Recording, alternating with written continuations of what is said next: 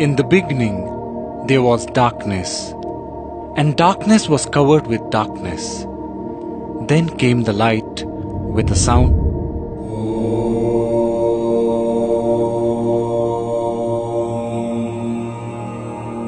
And Om gave rise to words or knowledge which got compiled as the Vedas. In the hierarchy of Vedic knowledge, there are 4 Vedas: Rig Veda, Samaveda, Yajurveda and Atharva Veda. Then comes 4 Upvedas or Sub-Vedas, 6 Upangas or components, and then 6 sub-components, out of which 1 is Yoga. There are several types of yoga as well, like Jnana Yoga, Bhakti Yoga, Karma Yoga, Hatha Yoga, Raj Yoga, Mantra Yoga, Shiva Yoga, Nada Yoga, Laya Yoga, and many more. Rig Veda is one of the most sacred and the oldest books of human history. It is about 8 to 10,000 years old, and yoga is a part of this Vedic literature. Maharishi Patanjali, considered to be the authority on yoga, propounded yoga nearly 5,000 years ago. Lord Krishna and many saints of India have also spoken about yoga. In the Middle Ages, the practice of yoga was confined only to the royal and the scholarly class.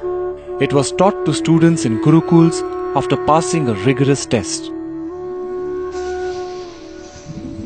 In the recent years, by the effort of many spiritual and religious leaders of India, the doors of yoga have been opened to the common man and to each and every human being on this planet.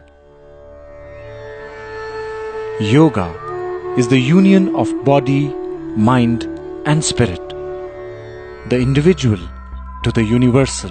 Yoga is realizing the connection between the finite and the infinite, the manifest and the unmanifest.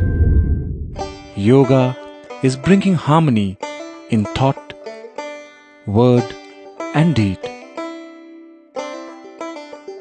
Maharishi Patanjali elucidated 8 limbs of yoga, namely Yama, social ethics; Niyama, personal ethics; Asana, postures; Pranayama, directing the life force; Pratyahara, turning the senses inwards; Dharana, one-pointed focus; Dhyana, meditation; and Samadhi, merging with the self.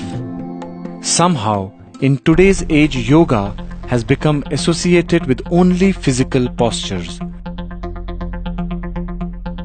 whereas the central teaching of yoga is maintaining an equanimous state of mind. The Bhagavad Gita says, Yogaha karmasu kaushalam, meaning yoga is skill in action and expression. Yoga is not just exercise, it is how skillfully we communicate and act in any given situation. So here yoga is described more as a mind skill. It means you could be watching a sunset, doing your job in office, or cooking at home. If you're doing it out of joy and love, you are a yogi, a karma yogi. The same action devoid of any love or care is not yoga. Krishna says in the Bhagavad Gita, Samatvam yoga uchyate. Equanimity in the mind is a sign of yoga. The ability to remain centered in adverse situations is yoga. Whatever brings us back to our nature, which is harmony and joy, is yoga. While postures make the body healthy, pranayama and meditation take the mind deep within. Uniting diverse aspects of life, of existence, is yoga. See, every baby is a yogi. The postures definitely the baby does. But its attitude, the way it breathes, the perceptual ability, the sharpness, all these qualities of a yogi, a baby exhibits. Wonderment is a preface to yoga. Vismayo Yoga Bhumikaha. The wow we experience many a times in life is a prelude to yoga. Anyone engrossed totally in anything one is doing is yoga. Tada drashtu swarupe avasthanam. Yoga is being established in the seer, the drishta. From the scenery, we come back to the seer.